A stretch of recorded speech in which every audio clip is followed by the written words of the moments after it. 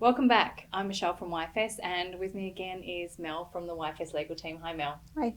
So today we are going to have a chat about domestic violence orders with children, but I just wanted to quickly say we've already talked about what is domestic violence, identifying whether your relationship comes under the realm of domestic violence in the category, and what it's like going to court for domestic violence orders. If you haven't seen any of those videos or you want to rewatch them, they're available on the YFS website. So if you just hop on there, yfs.com.au. Today we're going to have a chat about domestic violence orders when you have children.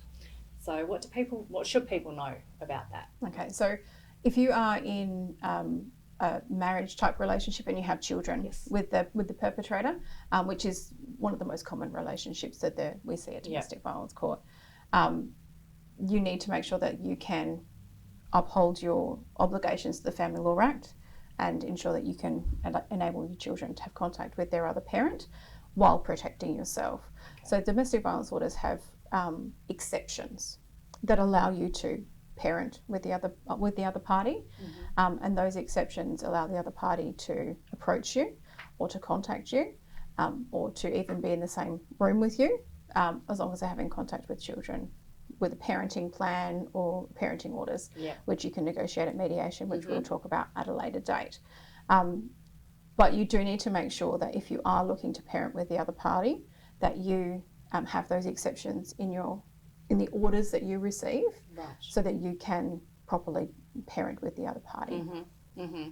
And I know that it must be a bit of a juggle in terms of, your domestic violence order and parenting agreements and things like that. Does it make it particularly challenging if you don't have any formal parenting agreements in place? It can make it challenging. Usually a domestic violence order will be something that occurs right at that point of separation. So there's going to be a period where things aren't working out and things aren't smooth and everyone's still in that really emotional phase. We haven't worked out where do the children live, how much time do they spend with their other parent. So there's going to be a period of separation between the children and their non-residential parent. That's just a reality. And domestic violence orders happen right at that time. The balancing act for victims or aggrieved people is to protect themselves and their children, because that is their number one job, is to protect themselves and their children. But they also have to balance that with their obligations under the Family Law Act. You can have your children named on the protection order as protected people, but then have these exceptions. So if you don't have a parenting order or anything formalised, the exceptions in the family law exceptions, allow you to, as the aggrieved person, to give permission. So you can write an email or a text to the other parent and say, I would like to discuss parenting matters with you. I'll give you permission to contact me over the next half an hour via email so that we can discuss parenting matters. And then once that half an hour is over, if they continue to contact you, then they're breaching that order, because your permission has been automatically revoked. It sounds like, I suppose, someone who's been in a situation where a lot of things have been controlled, or they've felt like they've been controlled, having to then have a conversation with someone about, access and custody and things like that I imagine could potentially be quite difficult. Can they get support from a legal service or something like that to assist with that conversation? Absolutely. And before you make any kind of parenting decisions, once you have separated from the other parent, the first thing you need to do is get some legal advice. So you can contact YFS to get some initial legal advice about where you stand in terms of parenting and how that interacts with the domestic violence order.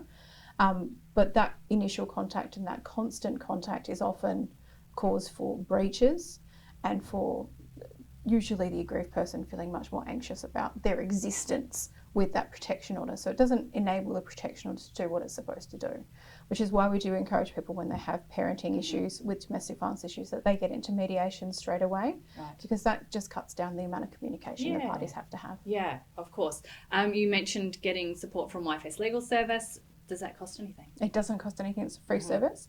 We do provide advice only, so there's very limited things we can do. But we can advise you and help you through this particular part.